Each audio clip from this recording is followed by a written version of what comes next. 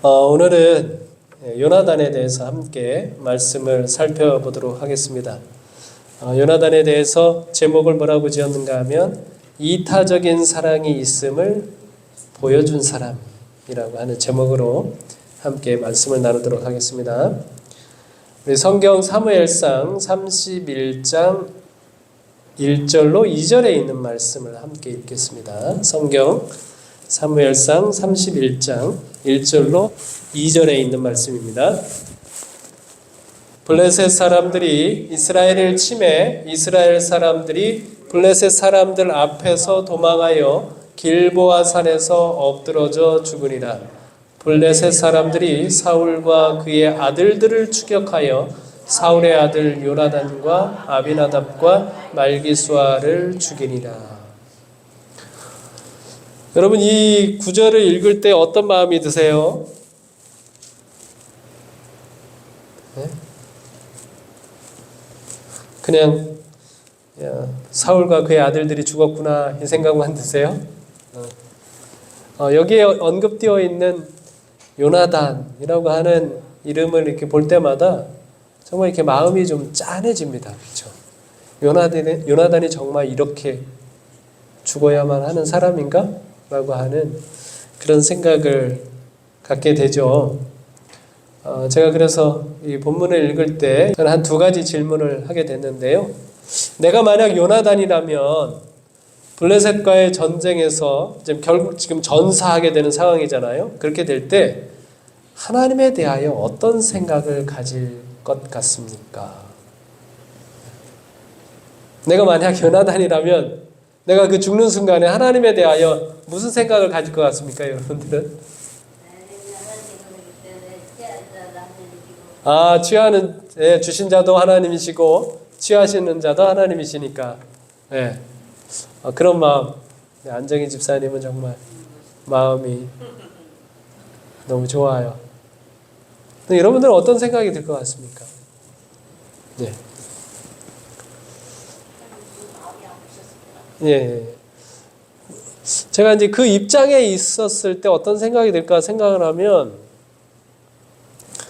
정말 오만 가지 생각이 다 들 것 같습니다. 요나단이 그 죽는 순간 평생 그는 어떤 삶을 사는 것 같습니까? 예. 그리고 블레셋과의 전쟁에서는 그는 어떤 사람이었어요? 예?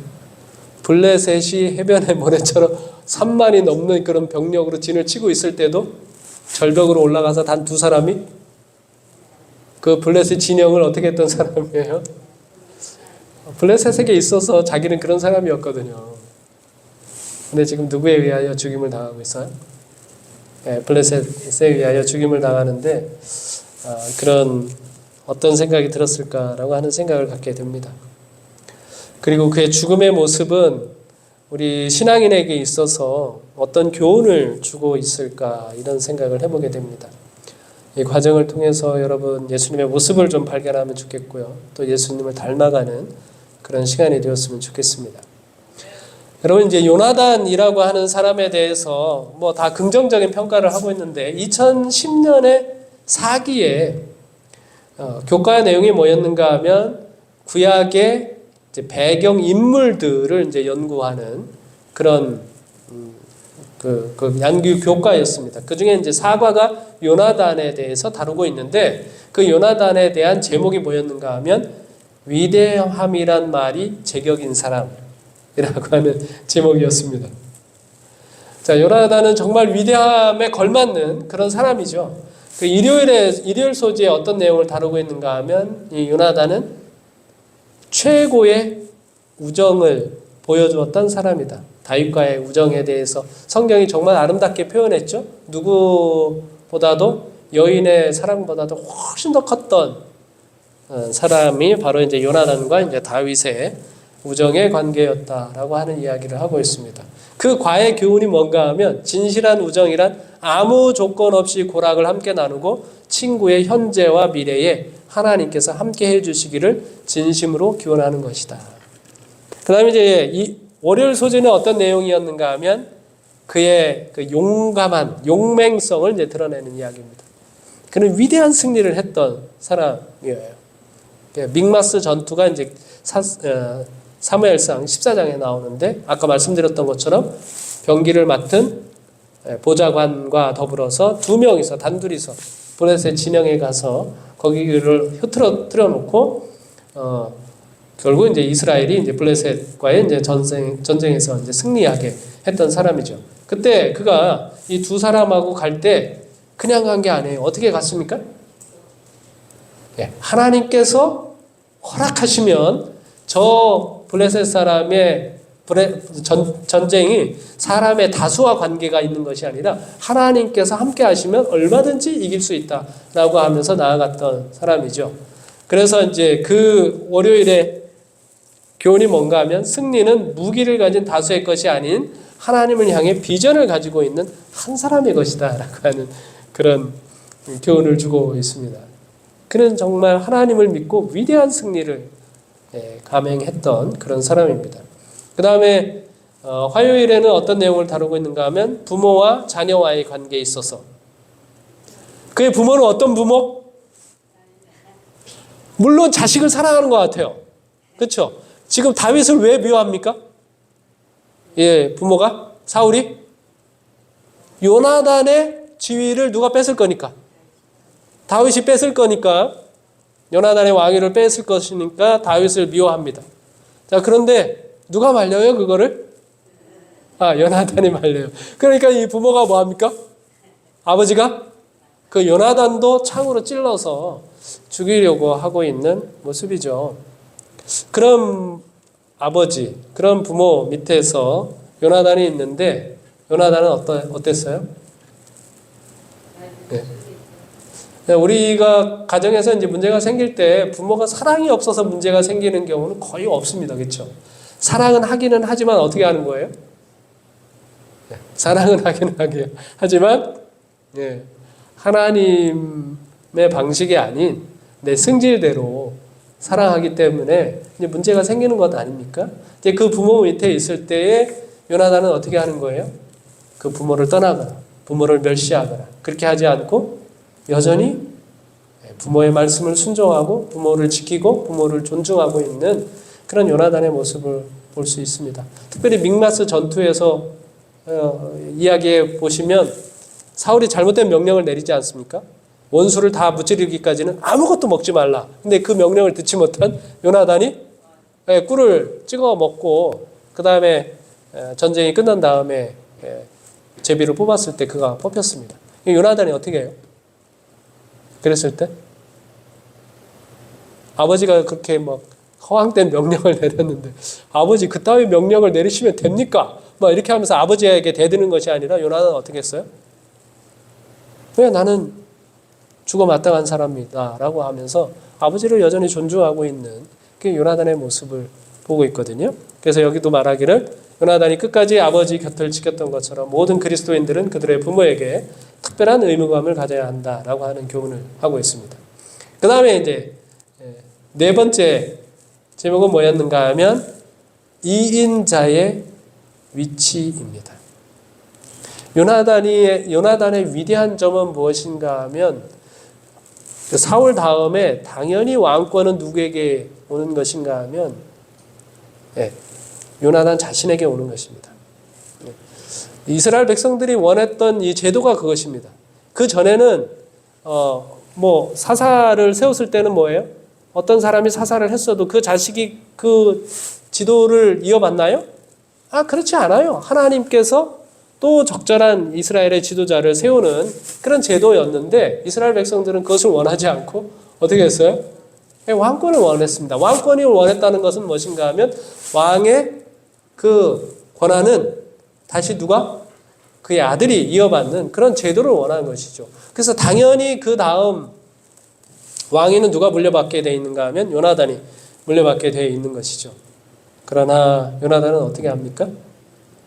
다윗을 만나서 내가 왕위에 오를 것이 아니라 하나님께서 하나님의 뜻에 의하여 반드시 내가 왕위에 오를 것이다 라고 이렇게 이야기하면서 하나님께서 다윗을 축복해 주시고 하나님께서 다윗을 축복해 주실 때 그 축복을 함께 나누기를 원한다라고 하는 그런 이야기를 하죠. 그 요나단은 주변 인물이나 상황을 탓하기보다 하나님께서 원하시는 것이 무엇인지 찾았고 믿음으로 그 길을 선택하는 사람이었다라고 이야기하고 있습니다. 그 다음에 5번째 제목이 이제 세상이 공평하지 않을 때에입니다. 오늘의 장면이죠. 요나단이 뭐예요?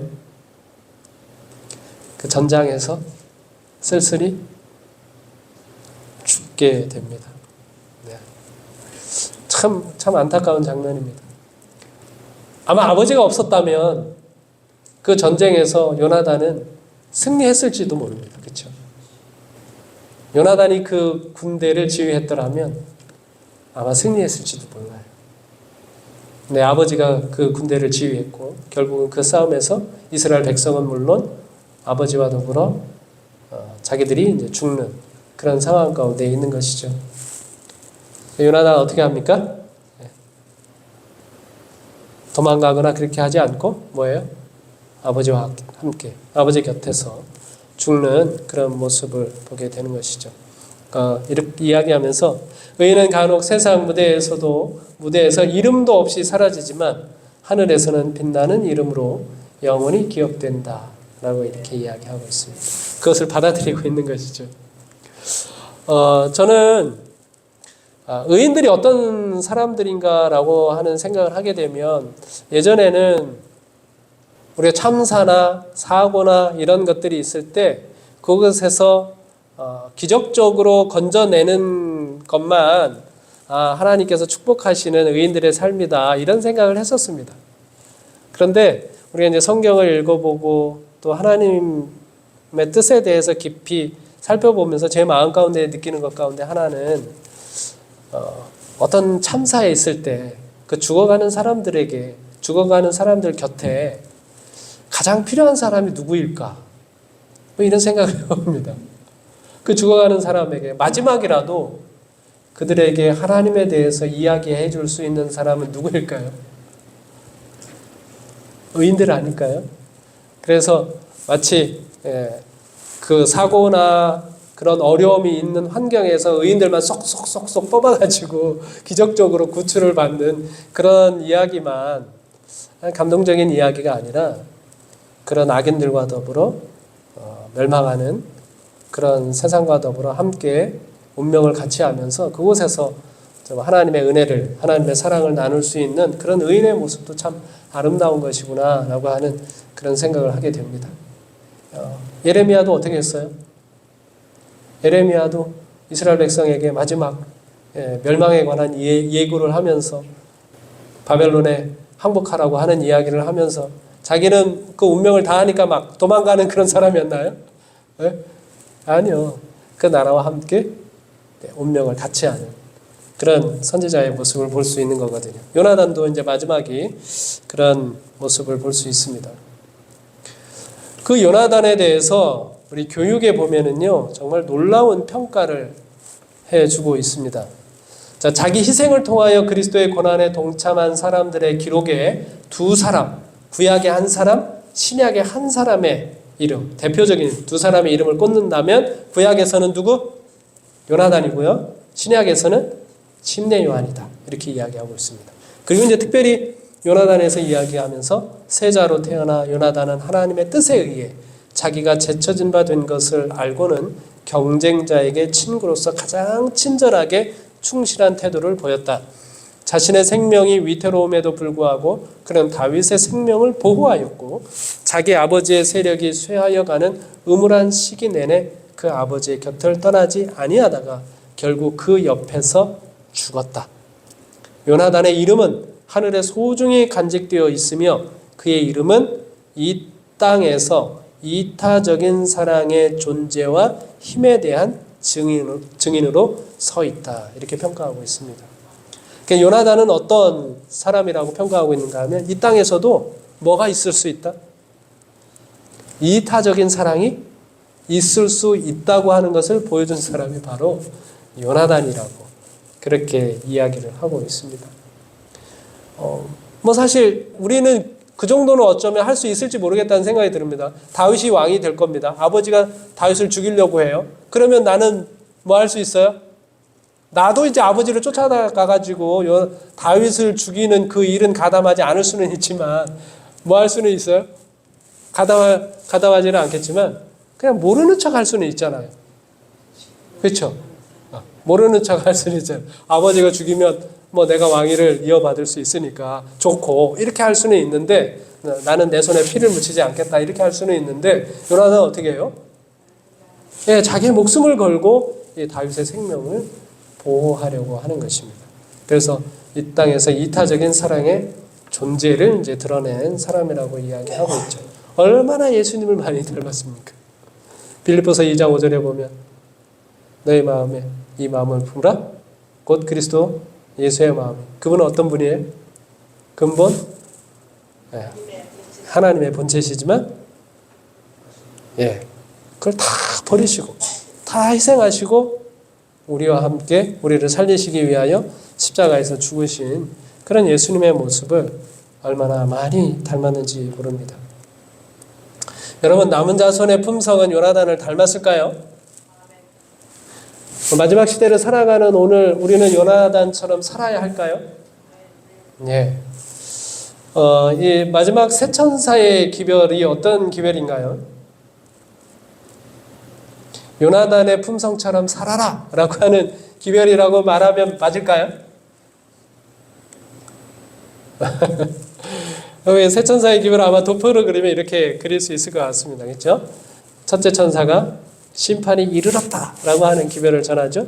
두 번째 천사가 이어서 바벨론이 무너졌다 라고 기별을 전하고 그 다음에 셋째 천사가 이어서 짐승의 표를 받지 말라 하나님의 계명과 믿음을 지키라 라고 하는 그런 기별을 전하는 것입니다.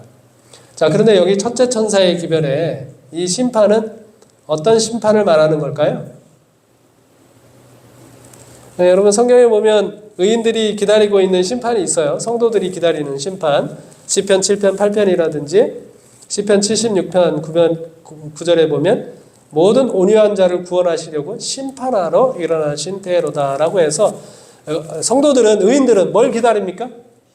하나님께서 심판해 주시기를 기다리고 있는 것이죠. 여러분 성경에 심판이 몇 가지가 나올까요? 네, 한 7가지가 나옵니다. 하나는 십자가 이전에 있는 심판이죠. 이건 표상적인 심판입니다. 희생제물의 죽음으로 우리가 죄의 용서와 하나님의 은혜를 받게 되는 것이죠. 그 다음에 두 번째로는 십자가에서 이루어진 심판입니다. 예수님께서 이 세상 임금에게 심판이 이르렀다라고 이렇게 말씀하지 않습니까? 십자가에서 이루어지는 심판이 있고요. 그 다음에는 십자가 이후에 이루어지는 심판이 있습니다. 삶 속에서 일어나는 것이죠. 우리가 예수님을 믿음으로 받아들이는 순간 심판이 이루어져요. 그래서 어떻게 됩니까? 사망에서 생명으로 옮겨지는 것이죠. 믿는 순간 우리는 영생을 얻게 되는 것입니다. 이 심판이 십자가 이후에 이루어지는 심판이죠. 그 다음에 네 번째는 어떤 심판일까요? 재림 전에 이루어지는 심판입니다. 이거를 우리가 조사 심판이라고 이야기하죠. 그 다음에 다섯 번째는 재림 시에 이루어지는 심판이 있습니다. 의인은 구원을 얻고 악인들은 이제 멸망하게 되는 것이죠. 그 다음에 우리가 하늘에 올라가면 천년기 동안 이루어지는 심판이 있습니다. 이건 악인들을 심리하는 과정입니다. 그렇죠? 그리고 일곱 번째로는 최종적인 심판입니다. 집행하는 것이죠. 죄와 악인을 영원히 멸하시는 심판. 이렇게 성경에 보면 7가지 심판이 등장을 하고 있습니다. 자, 성도들이 기다리는 심판은 어떤 심판일까요? 네, 이렇게 5가지입니다. 십자가 이전부터 해가지고 재림 시에 이루어지는 심판까지 성도들이 기다리고 있는 심판이죠. 6번째, 7번째는 악인들에 대한 이제 심판이 이루어지고 있는 장면입니다. 여러분, 왜 하나님이 이렇게 여러 번 심판을 진행하실까요? 왜 이렇게 여러 번 심판을 진행하실까요? 제가 이 하나님께서 이 심판하시는 장면에 대해서 생각을 해보면 하나님께서 이렇게 여러 번 심판을 집행하시는 몇 가지 이유가 있는데 그 중에 이유들을 한번 생각해 보기 위한 질문을 좀 여러분들에게 알려드리면, 여러분, 우리가 먼저 죄를 지었습니까? 천사들이 먼저 죄를 지었습니까? 네? 천사들이 먼저 죄를 지었습니다. 그렇죠? 근데 먼저 죄를 지은 천사들은 왜 안 죽었는데 인간은 죽어야 할까요? 천사들이 안 죽어요? 왜 안 죽어요? 천사들도 죽죠. 마지막 심판에는 영원히 소멸되지 않습니까? 근데 천사들은 아직 안 죽었는데 왜 인간은 죽어야 할까요? 그 다음에 또 하나, 심판이 필요 없다고 말하시는 분들도 있는데요. 그러면 의인들로 하여금 굳이 죽게 할 이유가 무엇일까요? 믿음을 고백하는 순간 바로바로 하늘로 승천시키면 되잖아요. 그렇죠? 근데 하나님 그렇게 하지 않으신단 말이에요. 우리가 에녹처럼 엘리야처럼 바로 승천시키지 않는 이유가 뭘까요? 우리가 이 땅에 살면서 믿지만 여전히 이제 죽는 그런 운명을 당하게 되지 않습니까? 그 다음에 또 하나는 왜 의인들이 예수님의 재림 때까지 무덤에 머물러 있어야 할까요? 네? 모세처럼 죽은 즉시 심판해서 부활시켜도 되지 않을까요? 그렇게 하지 않으셨습니다. 하나님께서.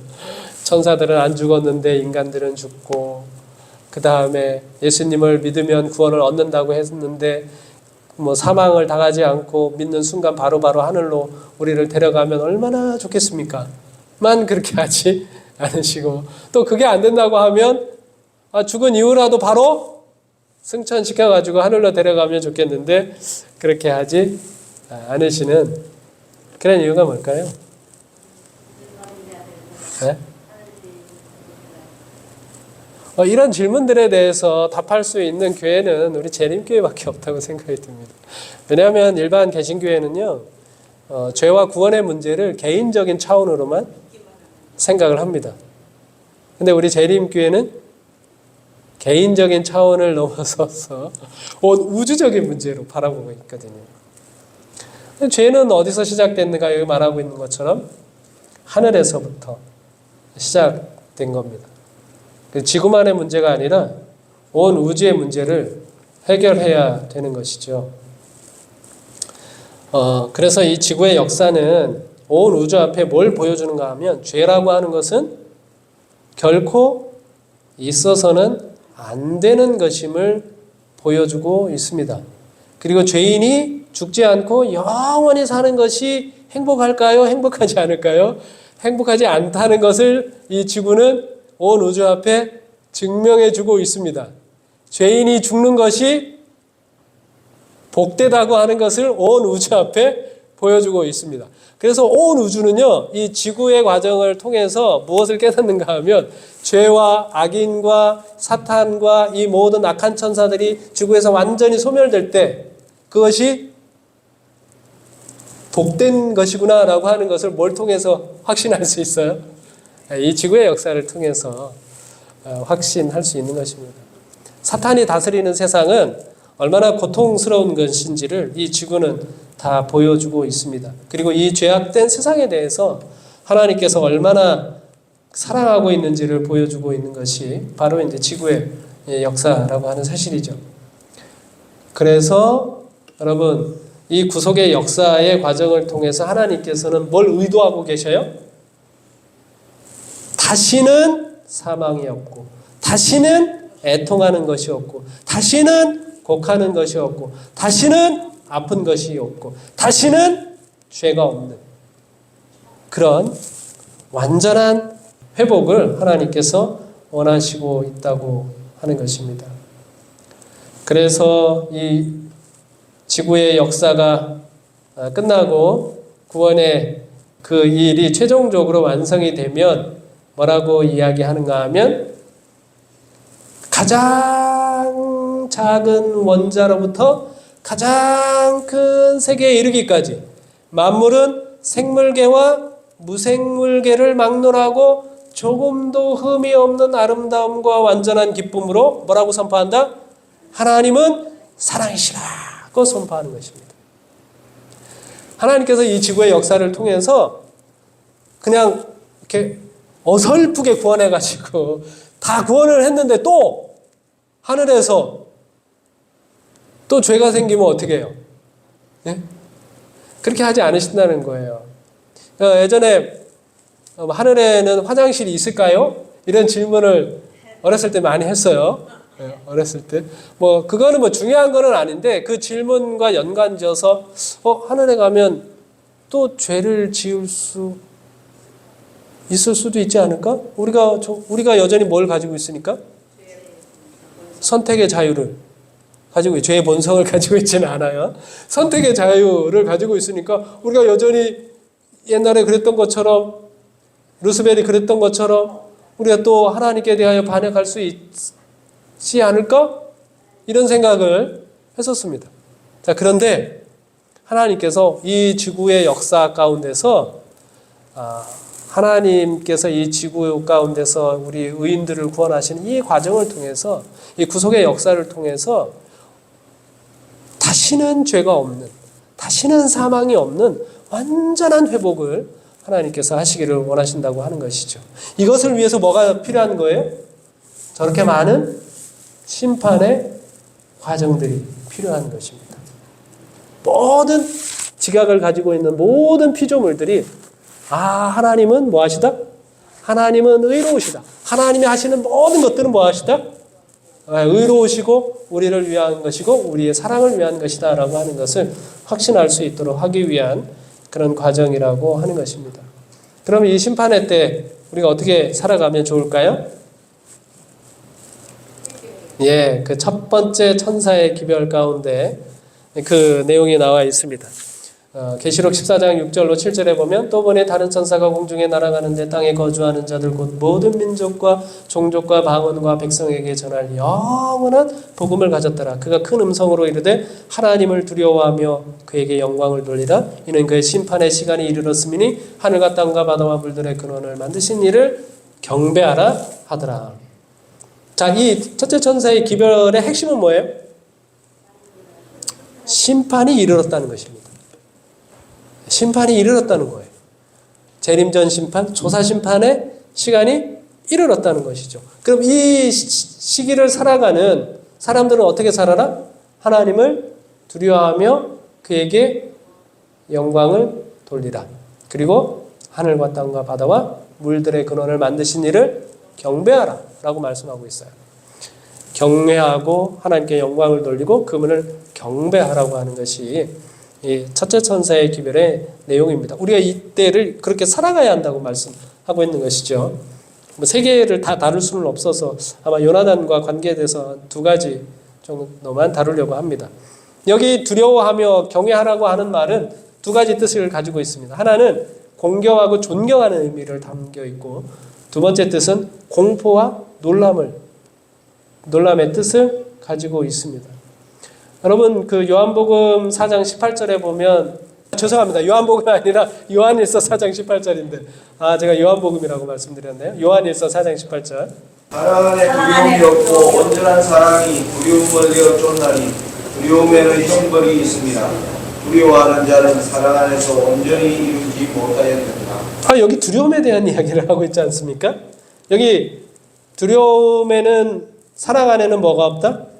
두려움이 없다. 만약 온전히 사랑하게 되면 어떻게 된다? 두려움이 쫓아진다라고 이렇게 말씀하고 있습니다. 우리가 하나님을 진정으로 사랑하게 되면 두려움이 있을까요? 없을까요? 이 말씀에 보면 두려움이 없을 것 같습니다. 근데 이 말씀에 보면 뭐 하라고 되어 있어요? 하나님을 두려워하라고 말씀하고 있습니다. 여러분 하나님께서 사탄을 하늘에서 추방하고 사탄을 그 범죄한 즉시 죽이지 않은 이유가 무엇입니까? 만약 그렇게 되면 피조물들이 하나님을 섬길 때 어떻게 섬길까봐? 두려워서 섬길까봐 그렇게 하셨는데 근데 여기 왜 하나님을 두려워하라고 말씀하고 있을까요?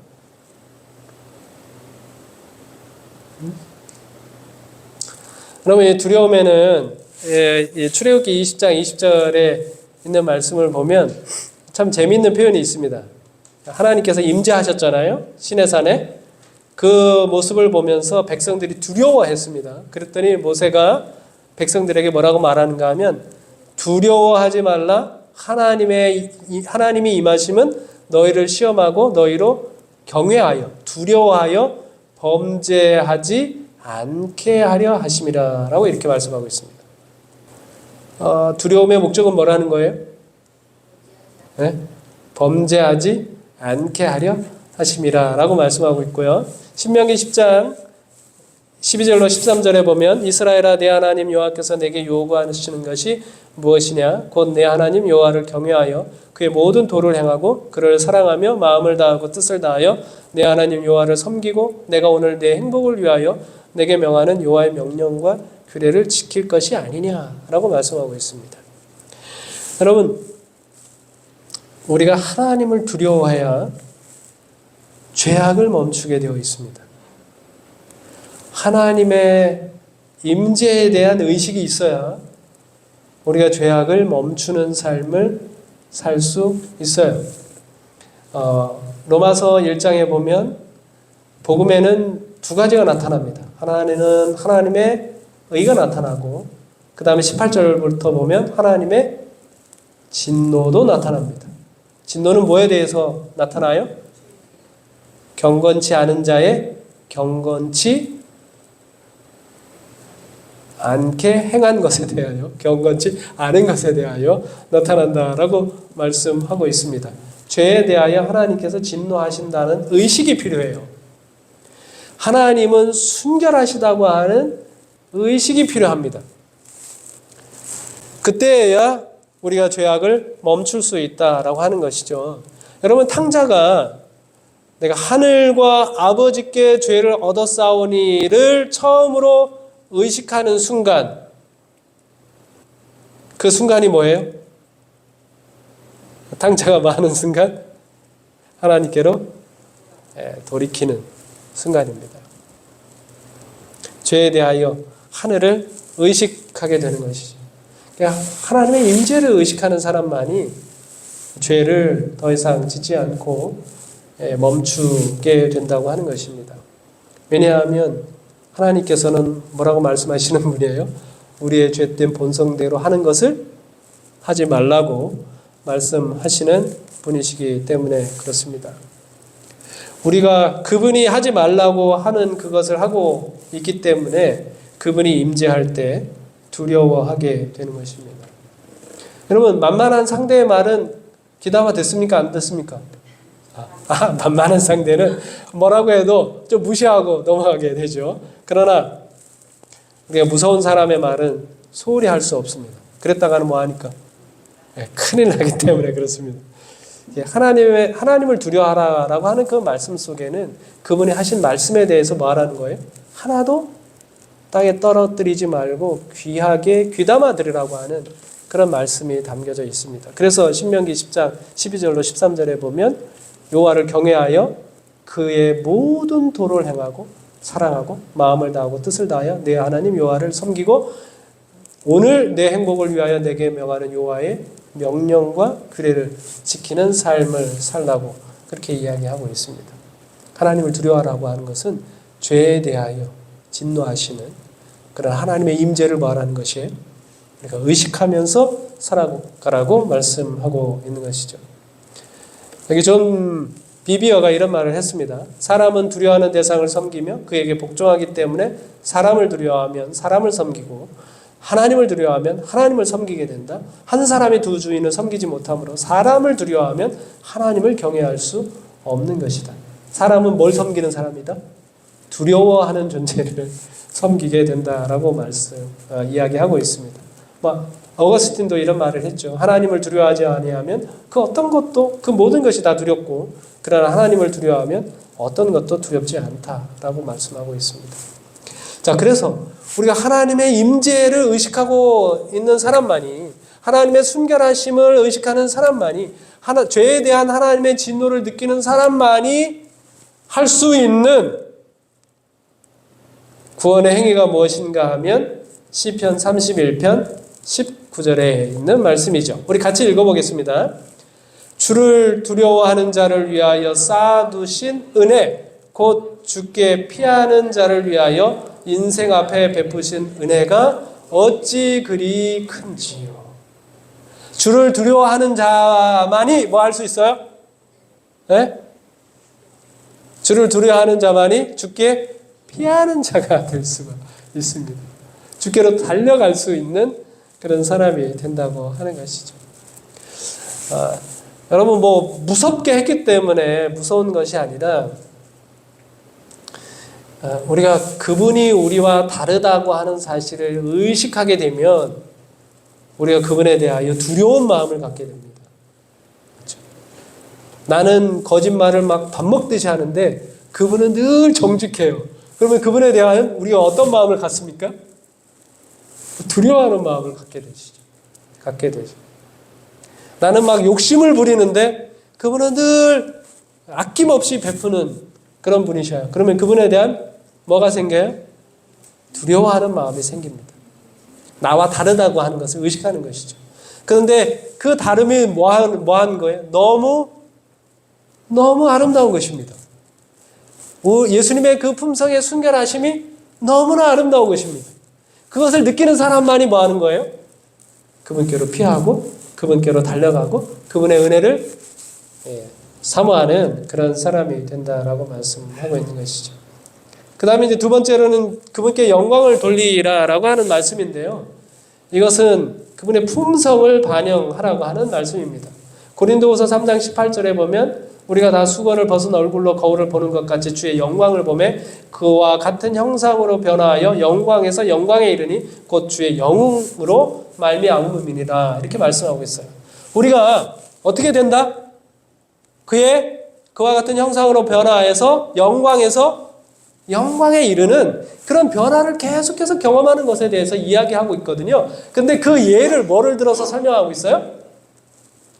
마치 수건을 벗은 얼굴로 거울을 보는 것 같이 될 것이다 이렇게 말씀하고 있어요. 이것은 어떤 이야기를 하고 있는 거예요? 모세가 하나님의 영광을 보고 돌아왔을 때에 그 얼굴에서 뭐가 나고 광채가 나니까 사람들이 두려워하지 않습니까? 그때 모세가 어떻게 했어요? 수건으로 그 얼굴을 가리운 그 장면을 이야기하고 있습니다. 화인분의 원고에 보면 하나님께 영광을 돌리는 것은 무엇이냐? 그것은 우리의 품성에서 하나님의 품성을 반영하는 것이다 라고 이야기하고 있습니다. 이게 모세에 관한 이야기를 좀 살펴보면 여러분 모세가 하나님의 영광을 본 하나님과 대면하여 본 이야기는 성경에 보면 적어도 7번 정도가 나옵니다. 출애굽기 19장부터 보면 첫 번째 올라가고 두 번째 올라가고 세 번째, 네 번째, 다섯 번째, 여섯 번째, 7번째 올라가게 되는데요. 그 7번째 올라간 다음에 내려왔을 때는 모세의 얼굴에서 광채가 났습니다. 그 전에도 하나님의 영광에 들어갔었는데 그때는 모세 얼굴에서 뭐가 안 났어요? 광채가 안 났어요. 그런데 마지막 7번째 갔을 때는 그 얼굴에서 하나님의 영광의 빛이 났습니다. 무슨 차이일까요? 무슨 차이인데 이 모세의 얼굴에서 광채가 나는 거죠? 네? 그 사이에 무슨 사건이 있었습니까? 금송아지 숭배 사건이 있지 않습니까? 그때 모세가 하나님께 올라가서 무슨 기도했어요? 용서해달라고. 용서해주지 않으실 거면 주의 책에서 내 이름을 지워달라고 그렇게 기도를 했습니다. 그리고 다시 하나님께 올라가서 모세가 무슨 이야기를 했는가 하면 어디 같이 가자. 가나안 땅에 같이 가자. 하나님이 뭐라고 말씀하셨습니까? 난 안 간다. 이 목이 곧은 백성이라 내가 같이 가다가 이 백성들을 다 진멸할지 모르니까 나는 안 간다. 그 대신 사자만 보내겠다. 이렇게 얘기해요. 그랬더니 모세가 막 간절히 기도하지 않습니까? 우리가 이렇게 되는 것은 하나님이 우리의 하나님이시기 때문에 그러신데 하나님이 우리 같이 안 가면 어떻게 하냐고 하나님께 간절히 기도하지 않습니까? 그러니까 하나님이 같이 가겠다고 이야기를 해요. 그랬더니 모세가 더 큰 확신을 얻고 싶어가지고 하나님께 무슨 기도를 하는가 하면 주의 영광을 보여달라고 하는 그런 기도를 합니다. 그러니까 하나님이 내 영광을 보고 살 자가 없는데 네가 하도 기도하니까 보여주기는 한다. 그래서 반석 위 반석 틈에 너를 놓아두고 내가 그 앞을 지나가겠다. 너는 내 등 뒤를 볼 것이다 라고 이야기합니다. 그리고서 34장에 보면 하나님이 그 앞을 지나가면서 뭐라고 얘기해요? 여호와로라 여호와로라 그렇게 선포하지 않습니까? 자비롭고 은혜롭고 노하기를 더디하신 인자와 진실이 많은 하나님입니다. 하나님의 무엇을 선포합니까? 그분의 이름, 그분의 품성을 선포하죠. 모세가 경험적으로 그 다음에 하나님의 말씀을 통해서 뭘 깨달았어요? 하나님의 품성이 어떤 것인지 분명하게 깨달았습니다. 그러니까 그때에 이제 두 번째 돌판을 가지고 내려오는데 얼굴에서 뭐가 나는 거예요? 하나님의 영광의 빛이 나는 거예요. 첫째 천사의 기별이 뭐라고요? 하나님께 영광을 돌리라 라고 말씀하고 있습니다. 시대 소망에는요 이렇게 표현하고 있습니다. 예수를 바라볼 때 우리는 주는 것이 우리 하나님의 영광임을 알 수 있다. 이게 우주의 생명의 법칙이다 말씀하셨어요. 우주의 생명의 법칙은 뭐예요? 예수님도 하나님께 받았는데 하나님께 받은 목적이 무엇입니까? 주기 위해서 받으셨습니다. 모든 피조물도 뭐예요? 다 주는 것입니다. 주기 위하여 받는 것입니다. 모든 냇물도 마찬가지고 대양도 마찬가지고 다 무엇인가 하면 줌으로써 서로 희생함으로써 헌신함으로써 이것이 순환되는 것이 무엇인가 하면 우주의 생명의 법칙입니다. 여기 뭐라고 말씀하고 있는가 하면 밑에서 세 번째 단부터 보시면 자 그것이 찬양과 기쁨의 봉사로 사랑의 조수처럼 만물의 대근원이신 분께로 다시 돌아온다. 그리하여 그리스도를 통하여 자해라고 번역했는데 이것은 실제적인 자선을 이야기하는 겁니다. 실제적인 자선. 그냥 말로만 하는 게 아니라 마음으로만 하는 게 아니라 실질적인 이제 자선 행동을 말하는 거예요. 자해의 순환이 완전히 이루어지는 바 이로써 크신 시여자의 품성과 생명의 법칙을 드러낸다 말씀하셨습니다. 우주에 있는 생명의 법칙은 뭐예요? 서로 뭐 하는 것입니까? 주기 위하여 받는 것입니다. 받아서 주고 받아서 주고 받아서 주고 받아서 주고 이게 하나님의 성품이에요. 영광을 돌리라라고 하는 말씀은 뭐예요? 우리가 받기는 받는데 그 받은 것을 뭐 하라는 것입니까? 끊임없이 다른 사람에게 주고 나누어 주라라고 말씀하고 있는 것이죠. 여기 선지자왕 668쪽에는 그래서 하나님의 영광은 사랑의 팔로 그 죄인들을 뭐 하는 것이다? 안는 것이다. 이렇게 표현을 하고 있습니다. 믿음으로 말미암는 의에 대한 정의도 이렇습니다. 그것은 인간의 뭐를? 영광을 티끌 속에 내던지고 인간이 스스로의 힘으로는 할 수 없는 것을 인간을 위해 행하시는 하나님의 역사다.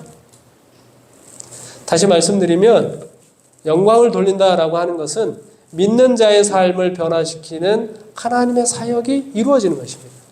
믿음이 그냥 아무 그 힘도 없는 그냥 무의미한 공수표와 같은 그런 고백이 아니라 그 우리가 갖는 믿음이라고 하는 것은 굉장히 역동적인 힘을 가지고 있어요.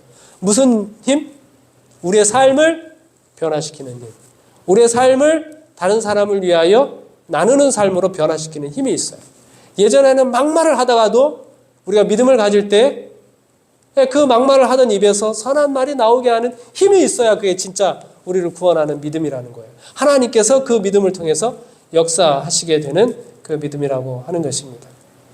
제가 한 책에서 이제 재미있는 표현을 보게 됐는데요. You can change라고 하는 것입니다. 나도 변화될 수 있다라고 하는 책 중에 이런 구절이 있습니다. 나는 을의 성화의 과정이 바위를 언덕으로 올리는 일과 흡사하다고 생각한다. 고되고 더디고 집중하지 않으면 다시 밑으로 굴러 떨어질 수도 있다. 하지만 성화는 실제로는 돌을 언덕 아래로 굴리는 일과 더 비슷하다. 왜냐하면 변화는 내가 하는 게 아니라 누가 하시는 일이고 하나님이 하시는 일이고 하나님은 항상 성공을 거두시기 때문이다.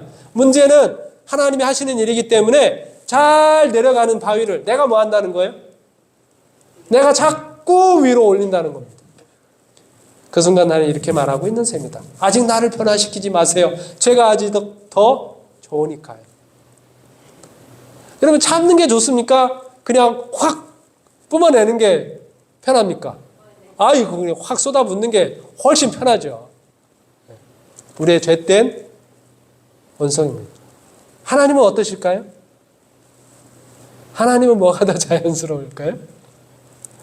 하나님은 우리 속에서 그러한 일을 이루시기를 원하신다라고 하는 것이고, 첫째 천사의 기별 심판의 시간이 이르렀으니 그분께 영광을 돌리라라고 하는 말씀은 무엇인가 하면 내 안에서 우리 안에서 하나님께서 역동적으로 무슨 일이든지 하실 수 있도록 내 자신을 하나님께 내어주라라고 하는 그런 말씀과 다르지 않습니다. 받기만 하는 삶에서 받은 것을 지속적으로 나누는 삶으로 이웃에게 다가가는 삶으로 변화하는 것이 바로 하나님께서 우리를 위하여 심판의 때를 살아가는 우리에게 주시는 말씀이라고 하는 사실입니다. 오늘 요나단의 삶을 통해서 다시 한번 우리의 삶이 요나단이 그리스도를 닮았듯이 우리도 그리스도를 닮아가고 우리도 그리스도처럼 다른 사람에게 더 너그럽고 더 넉넉하고 더 베푸는 그런 삶이 되기를 간절히 바라면서 말씀을 마치겠습니다.